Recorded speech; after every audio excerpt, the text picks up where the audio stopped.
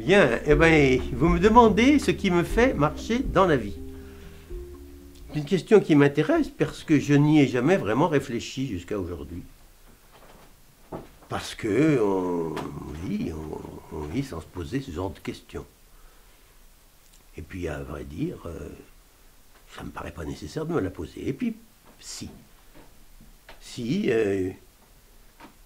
je me dis qu'effectivement, nous devons avoir tous quelque chose qui nous pousse, une force, une vocation, on dit quelquefois.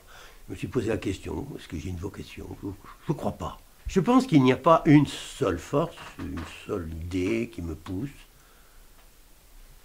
Et j'en vois plusieurs. Je ne sais pas laquelle est la plus importante, je vous dirai, je vais vous les donner. La première, c'est la foi.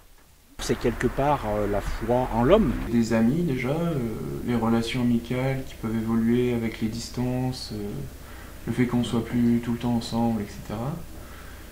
Et la notion de point d'ancrage qu'est la famille du coup. Donc pouvoir toujours revenir, enfin garder un contact permanent quand même avec la famille, même si je ne les vois pas pendant 1 ou 2 semaines. Ma vie de famille qui a été et qui est très importante pour moi encore aujourd'hui. Au départ, c'est une sortie pour l'entretien physique en fait. Et la photo, elle vient par... c'est un déclic, c'est le cas de le dire. Si je trouve quelque chose de photogénique. Je suis étudiante en LEA, donc langue étrangère appliquée, en anglais et en japonais à la fac de Grenoble. Et pour la première fois de ma vie, j'ai rencontré des gens qui partageaient les mêmes passions que moi et qui avaient le même regard sur le monde. Et même dans les autres sections, on est dans ce monde d'adultes tout en étant dans un monde de tolérance que les adultes n'ont pas forcément. J'aurais bien aimé faire avocate, parce que j'aime bien défendre, j'aime bien prendre la parole. Oui, et puis après, il n'y a pas très longtemps, je voulais me spécialiser dans l'économie. Et le tir à l'arc, qu'est-ce qui te plaît dans le tir à l'arc? J'aime bien le fait que ce soit un sport posé. Même si maintenant j'aime beaucoup courir partout. En ce moment on fait du basket, j'adore ça. Mais je sais pas, il y a quelque chose avec le tir à l'arc et là j'avais envie d'en faire. Hier j'allais au théâtre et j'avais envie d'aller faire du tir à l'arc. J'aimerais bien faire sapeur-pompier. Et aussi, si je peux, j'aimerais bien monter un petit groupe de musique.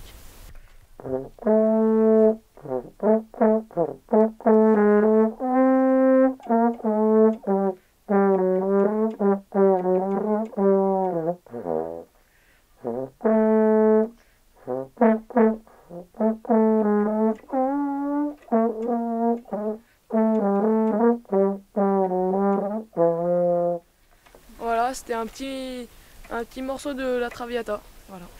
Un des messages que j'ai envie de faire passer aux enfants, c'est-à-dire que je trouve que l'école, bien qu'elle le veuille, elle n'a peut-être pas les moyens, le système scolaire n'a pas assez les moyens de faire passer aux enfants que leur créativité, c'est leur créativité qui va les sauver. Bien sûr, étayée par une culture, une éducation, des traditions, mais s'il n'y a pas ce goût pour l'inventivité, eh bien, on ne fait pas les mêmes humains. J'ai toujours eu envie de faire des choses en relation avec d'autres personnes. Une excitation à faire des choses avec des gens. Donc j'ai choisi une profession artistique qui me permet tout à fait de faire... Je suis obligée de faire des choses avec des gens.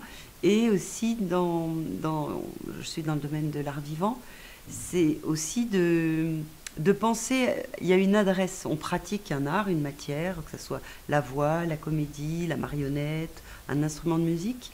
Mais quand on se produit, on joue pour. On joue des œuvres qui sont souvent écrites par d'autres et on joue pour un public. Et cette histoire de lien entre les gens, ça m'anime énormément, depuis toujours. J'ai toujours été dans un engagement humain sur la justice, sur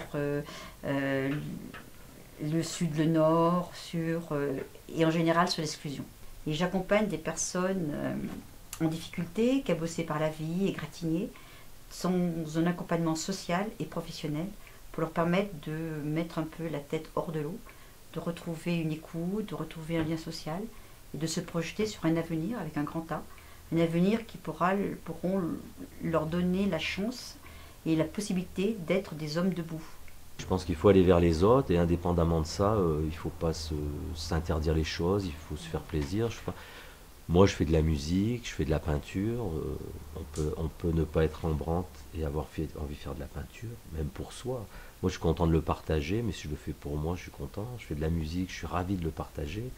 Mais je fais aussi chez moi, des fois le soir ou la nuit, je joue pour le plaisir de créer. Et je pense que ce qui me fait avancer aussi dans la vie, c'est ça, j'ai un besoin de toujours créer, de toujours avoir un projet, si petit qu'il soit. Je fais des clubs. Je fais des clubs de sport. Je fais du badminton et du tennis de table. Et aussi le vendredi, je fais club jeux de société. Donc on fait plein de jeux et on découvre des nouveaux jeux et c'est bien. Ça crée un lien avec des collégiens qu'on n'aime pas forcément. J'ai pas tout de suite voulu me quitter le six-pieds comme ça. En fait, on a en place un atelier vidéo où les gens peuvent réaliser un film de A à Z. Donc je me suis dit pourquoi ne pas participer à cet atelier. Et évidemment, filmer les tournages, c'est un rythme qui me convenait vraiment tout en étant dans ma passion. Alors après, bon, j'ai un caméscope, tout ça on filme tous ensemble. Souvent il m'arrive de filmer certains événements comme la fête des moissons qui se déroule ici. Enfin voilà, on prend part un peu à la vie du village autour. Puis après, les montages, tout ça, tout s'enchaîne. Je touche un peu à tout parce que c'est ce que j'aime. Il y a tout que j'aime dans le cinéma, dans la vidéo. Alors pourquoi cette démarche? Pourquoi marcher comme ça? Pourquoi Alors c'était un petit peu un défi ou une aventure? J'ai fait des plus petits projets, des plus grands projets. Je sais pas, en Égypte, une fois, j'étais avec un copain, on prend un vélo, on fait le Karugada, ça fait 450 km. Voilà, on est parti sur l'autoroute en vélo, on a fait nos 450 km. Voilà, après, c'est fait, on est content. Ben, moi aussi, j'ai fait l'Amérique. En septembre, j'étais à New York. Octobre, je suis au Baléares. Et la fin décembre, j'étais à Londres. Passer le Rivière à Londres. J'adore voyager. Dès qu'il fait beau, je prends mon sac, mon téléphone, une bouteille d'eau, une barre de céréales et hop, je pars. Alors, je suis allée au Kenya, je suis allée au Sénégal, je suis allée en Thaïlande. Et cette année, je fais les États-Unis. Et toute l'année, je pense à mon voyage. Et comme dit mon t-shirt, just do it. Si vous avez envie de faire quelque chose, faites-le. Donnez-vous les moyens de le faire. Si vous ne sentez pas de le faire tout seul, faites-le avec quelqu'un. Et je pense qu'il faut juste se dire, je suis capable. Parce qu'on est tous capables de faire des prouesses à notre niveau. Voilà. Mais il faut se mettre des petits échelons à différents niveaux selon les personnes et avancer chaque jour et voir plutôt le côté positif des choses. Moi, je vois toujours le côté positif des choses. Ça ne veut pas dire que j'occupe totalement ce qui est négatif. Voilà. Mais faut essayer et on se rend compte que quand on voit plutôt le côté positif des gens et des choses, on avance beaucoup plus facilement dans la vie. La chance que j'ai eue, peut-être, sur cette terre, c'est d'avoir des occasions de les mettre en valeur.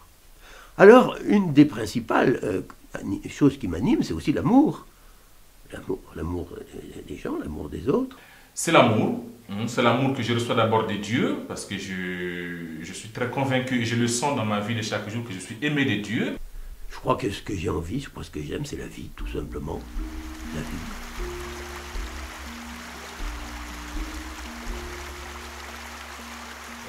Et je pense que notre système dans le monde a été bâti, c'est vrai, par les lois qui nous aident un peu à cheminer ensemble, mais ce qui fait le vivre ensemble, c'est vrai, c'est le respect des lois, mais surtout c'est la base de la confiance. On essaie de nous bombarder de peur pour nous isoler les uns des autres, pour nous mettre en guerre les uns par rapport aux autres, surtout très très grave, en méfiance. Et ça, la méfiance, c'est une pourriture sociale, quoi. Pour moi, c'est gravissime. En particulier à la campagne, dans des petites vallées comme ici, autrefois les gens ils se faisaient pas confiance. J'ai l'impression qu'il y avait au contraire une espèce de défiance, tu vois, de fermeture, d'isolement, tu vois, il y avait une espèce de défiance a priori. On nous ferait croire qu'on est enfin, oui, peut-être en fin de cette organisation sociale, sociétale surtout, mais les gens qui naissent, ils sont pas enfin, ils naissent, ils sont au début de leur vie. C'est aussi une espèce d'attente qui est une forme de confiance, je pense. C'est peut-être une confiance naïve quelquefois, mais c'est-à-dire le fait de faire une confiance a priori dans des choses que tu connais pas, dans des gens que tu connais pas. Et en général, c'est quand même récompensé parce que tu fais confiance et du coup, tu découvres des aspects que tu connaissais pas. Tu découvres des gens qui t'apprennent des trucs, qui te font découvrir des endroits, qui te font découvrir une manière d'être, qui te font découvrir leur propre cheminement, quoi. Et ça peut être passionnant, quoi. Qu'est-ce qu'on découvre? On découvre des paysages magnifiques, des endroits où on ne peut pas aller en voiture. On rencontre des gens, on côtoie des personnes dans les villages. Donc au final, la vision du monde actuel, c'est qu'il me reste beaucoup à découvrir.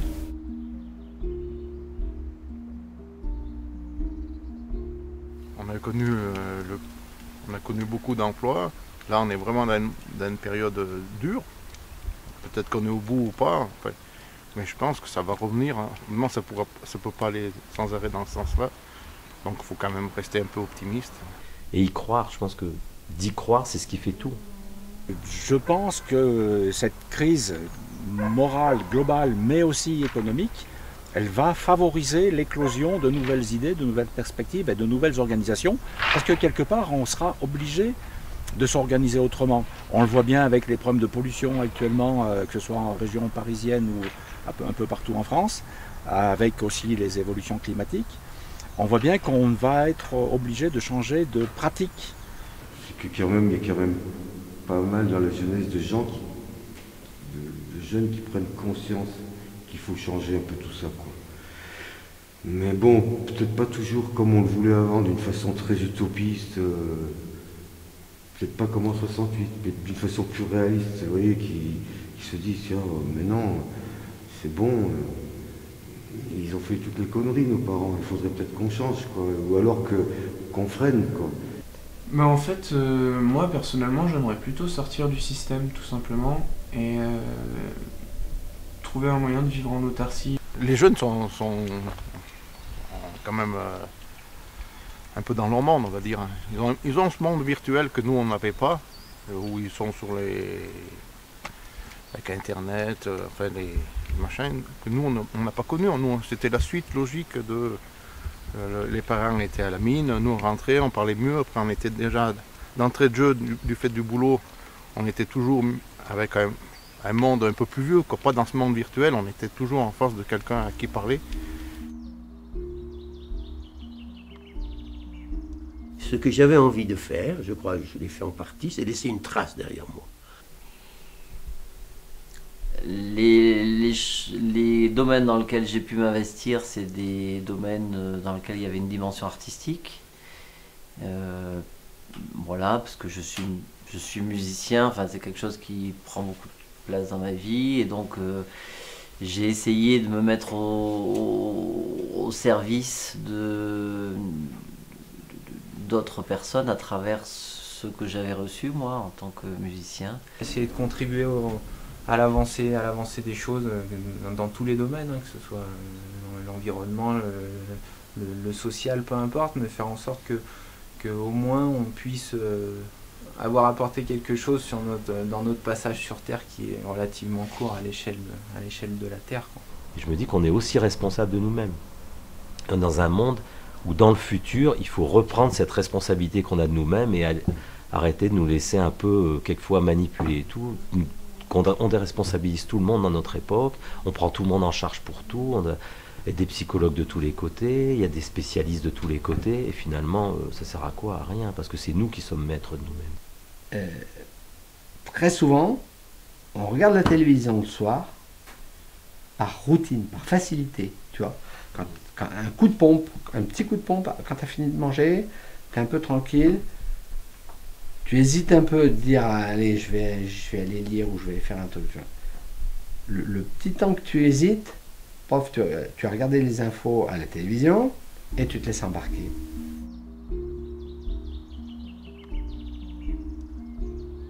J'ai apprécié beaucoup ce territoire une fois que je m'en suis un petit peu écarté lors de voyages d'études, lors de voyages ou de séjours touristiques. Et c'est vrai que quand on s'écarte un petit peu, quand on fait un pas de côté, lorsqu'on revient, on porte un autre regard sur son territoire. La Mure, c'est ma ville maintenant. Hein.